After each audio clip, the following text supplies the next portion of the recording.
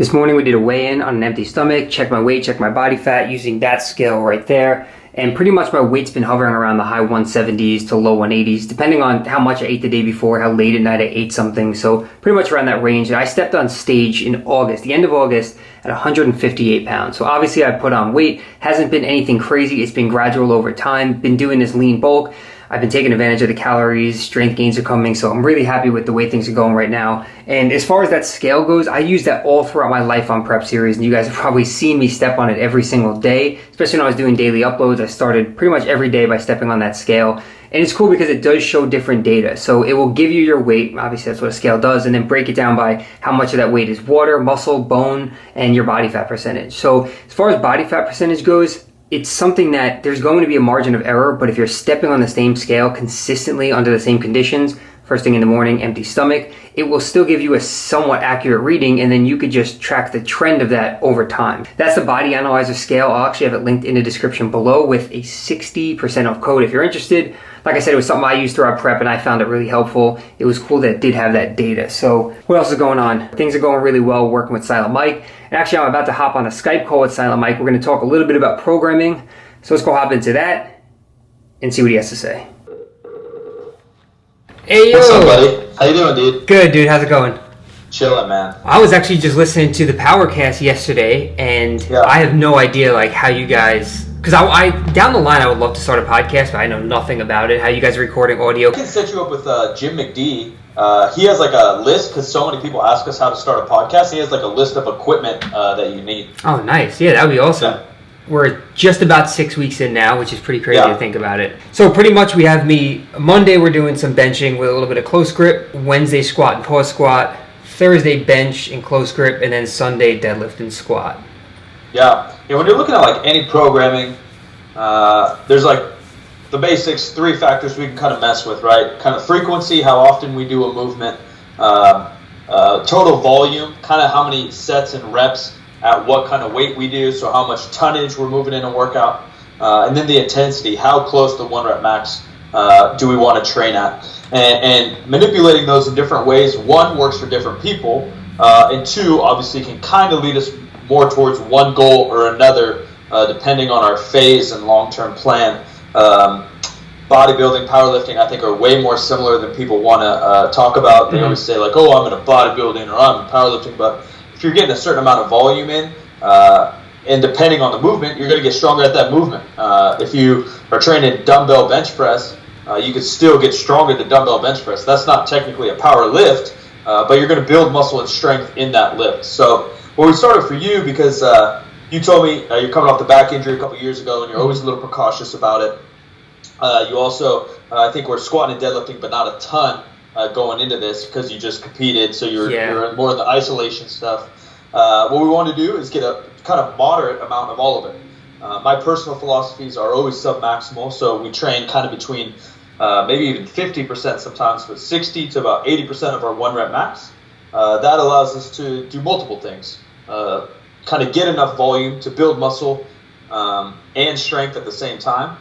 It allows us to train in a whatever rep range we want, really, but also to be more proficient at the movement. If you're always doing 1 rep maxes, often your form would be more likely to break down, and then that risk of injury goes up. So then the third is obviously injury prevention. The longer we can be healthy, the more gains we can make. So for you, we kind of did a moderate amount of all of them, and we just want to build that base. We want to build the base of not only strength, but a good, pretty high amount of volume. We also just kind of mix things up. People talk about, West Side Conjugate or daily undulating periodization or linear or whatever. Those are often more philosophies than they are programs. So I like to load pretty linearly. Now, when people think about linear periodization, they think about doing a max set of 5 at 225 this week, and then all of a sudden your max set of 5 next week will be 230 and then 235, etc. And that doesn't always work, especially once you have some experience under you.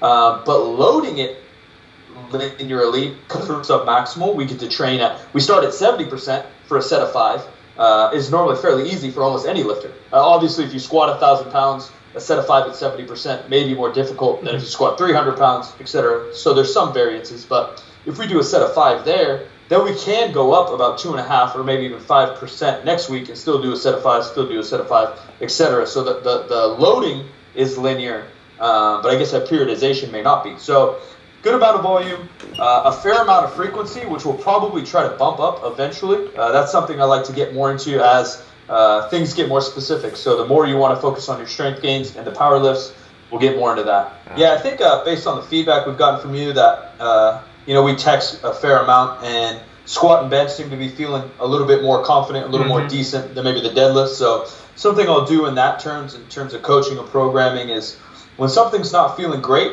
whether it's injury or technical or whatever, sometimes people will be like, oh, I hurt my shoulder, I'm going to do 3 sets of 20 on the bench.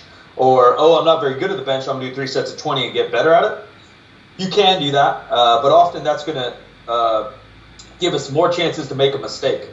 So what we might do is do more sets of like 1 or 2.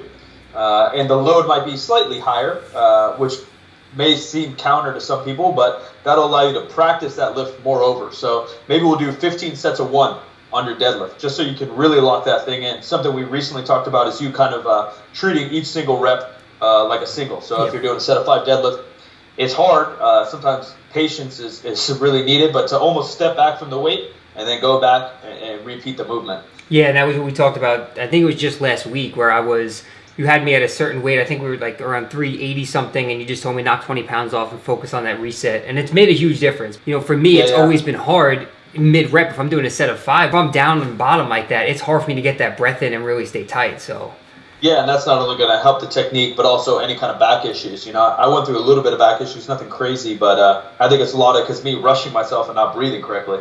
So getting more efficient at the technique of the movement, being faster and more explosive, allows us to be able to train kind of one step behind of what we are. We always have that cushion of where we actually are. But even if you were wanting to test your 1 rep max, in 10 weeks from now, we'd still kind of train in that one step behind, keep a cushion. And I think people surprise themselves too. You're on test day or meet day, and you just crush weights. Yeah, it's a super common question. Oh, how often do you test? And like for me personally, I mean, I never test. I don't compete that much because I travel. So I'm just constantly training around 70%, just getting more reps, more volume, and then hopefully 6 months from now, my working weight's 5 or 10 pounds heavier. All right, well, thank you. I don't want to take up too much of your time, but I appreciate you hopping on the call. No problem, buddy. I'll be texting you probably a ton of videos and everything to piss you off. Yeah, sounds great, dude. You're on week 6, yeah? Yep. Yeah, easy money. So we'll finish week 8, see how things feel, and then move forward. Cool, man. Have a good weekend, homie. All right, thanks again, brother. Take care. Later, YouTube. Peace. That's going to wrap up the video here. Silent Mike, thanks for coming on the channel, man. I appreciate it. And if you guys enjoyed seeing him on the channel, hit that thumbs up button and we'll do some more stuff in the future. Leave a comment down below and we'll talk to you all in the next video.